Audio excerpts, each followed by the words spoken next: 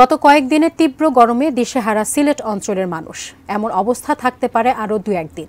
সিলেটের চৌহাট্টা পয়েন্ট থেকে আরও জানাচ্ছেন আমাদের প্রতিনিধি নাজাত আহমদ পুরকায়স্থ। নাজাত, কি খবর জানাবেন? সিলেটে কি অবস্থা দেখতে পাচ্ছেন? আজ সকাল থেকে আবহাওয়ার কি অবস্থা? ধন্যবাদ আপনাকে। সিলেটে কিন্তু গত কয়েকদিন ধরেই কিন্তু তীব্র গরম চলছে। গতকাল গরমে একজন হিটস্ট্রোক করে মারাও গিয়েছেন। আমি আছি সিলেটের চৌহাট্টা পয়েন্টে। সকাল থেকে কিন্তু আমরা সিলেটের বিভিন্ন জায়গায় ঘুরেছি। আমাদের যেটি মনে হয়েছে, আজকে কিন্তু তাপমাত্রা গতকালকের মতোই। আজকে এখন পর্যন্ত যেটি রেকর্ড করা হয়েছে, এখন 33 ডিগ্রি সেলসিয়াস তাপমাত্রা রেকর্ড করা হয়েছে। আবহাওয়া দপ্তর যেটি বলছে, এই অবস্থা আরও কিছুদিন থাকতে পারে। আগামী 2-1 দিন পরে আসলে সিলেটে বৃষ্টির সম্ভাবনা রয়েছে, এমনটিও বলেছে তারা।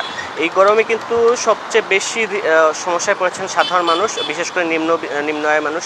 আমার সাথে কথা হয়েছে বেশ কয়েকজন রিক্সা চালক এবং নিম্ন আয়ের মানুষের সাথে। তারা যেটি বলছেন, এই গরমে কিন্তু তারা রীতিমতো দিশেহারা।